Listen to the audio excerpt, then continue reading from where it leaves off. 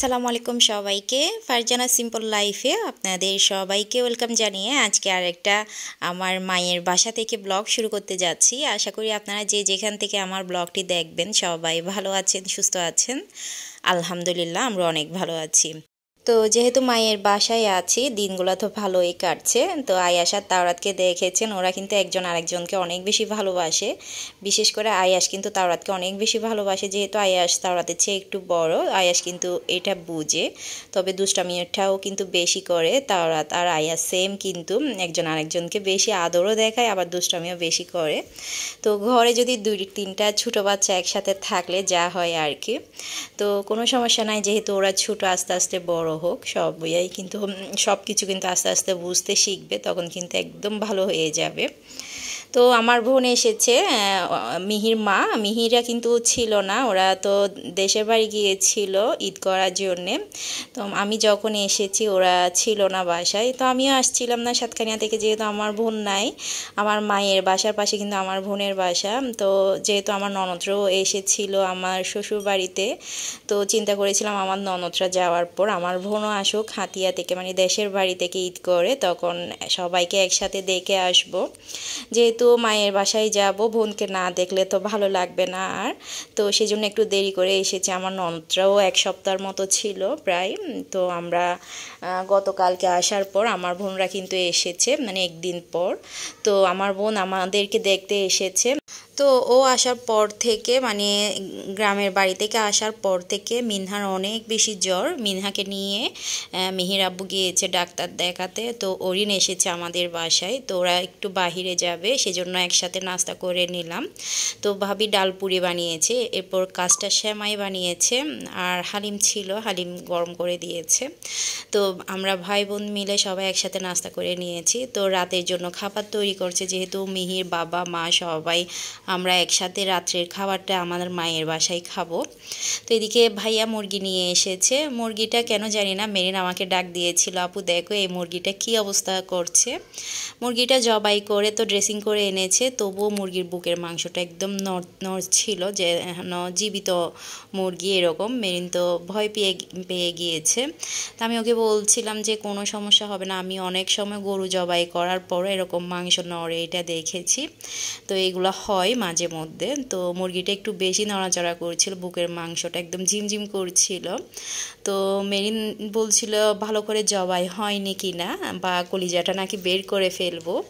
Marine আর ভাবি দুজনেই বলছিল এটা কি রান্না করা যাবে, খাওয়া যাবে কিনা, নাকি পেটের ভেতর গেলেও এরকম নড়াচড়া করবে। তো হাসাহাসি করেছিলাম, অনেক বেশি মজা করেছিলাম বোন ভাবি সবাই মিলে। তো এদিকে মিহির বাবা আর মিহির মা বাহিরে চলে গিয়েছে, ওদের কাজ ছিল বাহিরে। তো এদিকে আমার আয়াস বাবাটা দেখেন, কেউ যদি বাহিরে যায় ও দরজার সামনে গিয়ে দাঁড়িয়ে থাকবে বা জুতা পরে ফেলবে। আসলে সব বাচ্চারা কিন্তু এরকম, তাই না? আমার ঘরেও কিন্তু আমার তাওরাত, আমরা বাহিরে গেলে বা আমি যদি একটু সুন্দর করে ওড়না পরি না, ও আমাকে জুতা এনে দিবে, ওর নিজের জুতাটা এনে নিয়ে আসে ওকে পরিয়ে দেওয়ার জন্যে।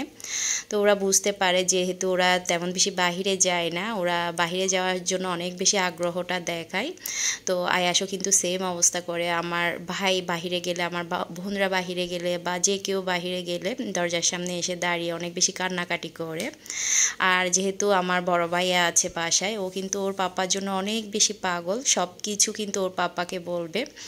আর দেখা যায় ছেলেরা কিন্তু, ছেলে হোক মেয়ে হোক, বাবার জন্য একটু পাগল বেশি থাকে, মায়ের চেয়ে কিন্তু বাবা ভক্ত বেশি থাকে। তো এদিকে নুসাইবা, মিহি, এরপর দোহা, তাসির, নরিনও ছিল আমার বোনের বাসায়। তো ওরা এসেছে, ওরা তো সন্ধ্যায় আমাদের সাথে নাস্তা করে নি, ভাবি ওদেরকে আবার সিঙ্গারা নাস্তা দিয়ে দিল। তো নুসাইবারা নাস্তা করে নিয়েছে। আর এদিকে মেরিনার ভাবি, যেহেতু রাতে আমরা সবাই একসাথে খাবো, রান্নাবান্না শুরু করে দিয়েছে, মানে রান্নার প্রিপারেশন করে নিচ্ছে।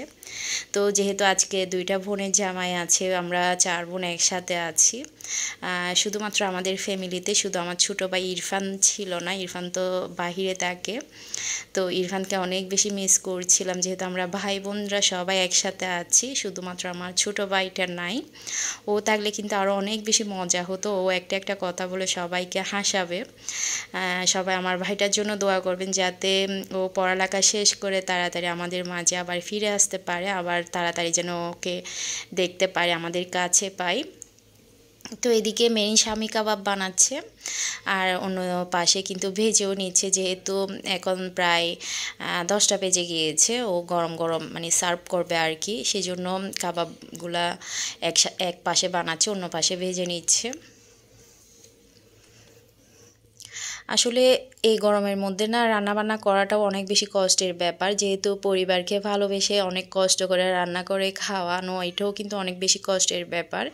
যেহেতু পরিবারের জন্য রান্না করছে, এটা কিন্তু কষ্ট হলেও নিজের পরিবার সবাই খেয়ে তৃপ্তি পাবে, সবাই ভালো লাগবে, সেই কষ্টটাও কিন্তু নিমেষেই দূর হয়ে যায় যখন রান্নাটা সবার ভালো লাগে বা সবাইকে মন ভরে পেট ভরে খাওয়াতে পারে। তো এদিকে যেহেতু ওরা কাজিনরা সবাই একসাথে হয়েছে, আমার 3টা, এরপর মিহি, ওরা তো পাগলা ডান্স শুরু করে দিয়েছে। মানে সবাই একসাথে হলে যা হয় আর কি। ফাহিমের রুমটা একদম অগুছালো করে রেখেছে, আর সাউন্ড বক্স দিয়ে ওরা একদম হুড়ুস্তুর করে পাগলা ডান্স যাকে বলে সেটা শুরু করে দিয়েছে। আমি ওদেরকে বলছিলাম, তোমরা কি পাগলা ডান্স শুরু করেছো? এই অবস্থা আর কি। তো আজকের মেনুতে ছিল শামি কাবাব ছিল, আর চিকেন রোস্ট, আর মাছ ভাজা, এরপর পোলাও, এরপর হচ্ছে এটা কি খাসির মাংসের রেজালা। তো বেশি রান্না হলে মেরিন কিন্তু রান্না করে, তো ভাবি আর মেরিন দুজনেই কিন্তু একসাথে রান্না করে। তো যেহেতু মিহির মা বাবা চলে যাবে বাসায়, তো ওদেরকে আগে দিয়ে দিয়েছে। যেহেতু এখানে দেখা যায় আবাসিকে দেখা যায় রাত 11টা হলে না সব কিছু বন্ধ করে ফেলে, গেট বন্ধ করে ফেলে, লিফট বন্ধ করে ফেলে, তো ওদের যেতে কষ্ট হবে সেজন্য ওদেরকে আগে দিয়ে দিয়েছে, আমরা পরে খাবো। তো আমি একটু বাহিরে দেখাচ্ছি, দেখেন এখন বাজে প্রায় 11টার সময় পুরা রোডের মধ্যে একদম নিস্তব্ধ পুরা এলাকায়, পুরা এরিয়াটা। তো এটার জন্যই কিন্তু আমার ভালো লাগে আবাসিকে, একদম নিরিবিলি নিস্তব্ধ একটা জায়গা, কোনো কোলাহল নাই বা কোনো গাড়ির শব্দ নাই। তো অনেক বেশি ভালো লাগে এই এরিয়াটা, বিশেষ করে আমাদের এরিয়া বলতে ভুল হবে, তবে সব আবাসিকেই কিন্তু এরকম নিরিবিলি নিস্তব্ধ থাকে, বেশি কোলাহল থাকে না, কোলাহল মুক্ত একটা এলাকা আর কি। সেই জন্য বেশিরভাগ মানুষ দেখা যায়, বিশেষ করে বাহিরে যারা প্রবাসীর পরিবার, তারা কিন্তু বেশিরভাগ আবাসিকেই দেখা যায়, ওরা ফ্যামিলি আবাসিকেই রাখে, একটু সিকিউরিটির মধ্যে থাকে আর কি। তো এদিকে মিনহার কিন্তু প্রচুর জ্বর, ওকে আজকেই ডাক্তার দেখিয়েছে একটু আগে, জ্বর হয়েছে, এরপর পাতলা পায়খানা, ওর অনেক বেশি খারাপ অবস্থা আর কি। তো একদম শুকিয়ে কাঠ হয়ে গিয়েছে, ওকে শুধুমাত্র খাওয়াচ্ছে ডাবের পানি, এরপর স্লাইন, কিছুই খাচ্ছে না। ওরা যেহেতু গ্রামে গিয়েছিল ঈদ করার জন্য, আর গ্রামে দেখা যায় যে কোনো জায়গায় গেলে বাচ্চারা দেখা যায় খাবার দাবারে ঠিক থাকে না, তো ওরা দেখা যাচ্ছে একদম শুকিয়ে গিয়েছে। মিনহা বিশেষ করে ওষুধ খাওয়ার পর আরও বেশি শুকিয়ে গিয়েছে। তো ওকে মেরিন একটু জোর করে পোলাও খাইয়ে দিচ্ছে, যেহেতু সারা রাত কিছুই খাচ্ছে না, বা আর পোলাওটাও যেহেতু ওর পেট খারাপ হয়েছে, ওর সাথে যাচ্ছে না, তবু অল্প স্বল্প খাইয়ে দিয়েছে। তো এদিকে হচ্ছে আমার তাওরাতের অবস্থাও কিন্তু খুবই খারাপ, গরমে একদম ওর পুরা শরীরে র্যাশ হয়ে গিয়েছে, এত বেশি চুলকাচ্ছে ওর পুরা শরীরটা। ওর গায়ের থেকে সব কাপড় চোপড় খুলে একদম ঠান্ডা পানি দিয়ে একটু মুছে দিয়েছি। দেখা যায় গরমে বেশি ঘন ঘন গোসল করালেও বাচ্চার ঠান্ডা লেগে যাবে, সেজন্য একটু শুকনা কাপড় ভিজিয়ে মুছে দিয়েছি, আর পুরা শরীরে পাউডার দিয়ে দিয়েছি। তো এদিকে আমার বোনের জামাই মিহি, মিনহা সবাই চলে গিয়েছে, যেহেতু মিহির কয়েকদিন পর পরীক্ষা শুরু হবে, সেজন্য ওর মা ওকে আর থাকতে দেয়নি। তো আমার বাচ্চাদেরও পরীক্ষা শুরু হয়ে যাবে যেহেতু কয়েকদিন পর। তো দেখা যায় বাচ্চারা সবাই একসাথে হলে পড়ালেখা কিন্তু খুবই কম করে। তো তাসির দোহা নুসাইবা আসার পর থেকে কিন্তু ওর খালার বাসায় যাওয়ার জন্য একদম অস্থির হয়ে থাকছে, কখন যাবে। অনেক সময় দেখা যায় আমাকে না বলেই চলে যাচ্ছে, যেহেতু পাশাপাশি বাসা হওয়ার কারণে ওরা কিন্তু একাই যেতে পারে। তো আমি দেখলে ওরা নাই, ওরা ওর খালার বাসায় চলে গিয়েছে। তো মিহিরও পড়ালেখার একটু ডিস্টার্ব হবে, সেজন্য আমি না যাওয়ার জন্য বলি। তো এদিকে আমরা সবাই খেতে বসেছি, ভাবি, মেরিন, আমার আম্মু, বাচ্চাদের সবাইকে নিয়ে আমরা খেয়ে নিচ্ছি। আলহামদুলিল্লাহ, মেরিনের হাতের রোস্ট আর কাবাবটা এত বেশি মজা হয়েছে, অনেক বেশি মজা হয়েছে। আমি বিশেষ করে পোলাওটা একটু কম পছন্দ করি, রোস্ট আর পোলাও আমি তেমন বেশি খেতে পারি না, খুবই অল্প খাই, তবুও আজকে অনেক বেশি করে খেয়েছি। তো আজকের ব্লগটা এই পর্যন্ত আমার মায়ের বাসা থেকে। কেমন হয়েছে সবাই কমেন্ট করে জানাবেন।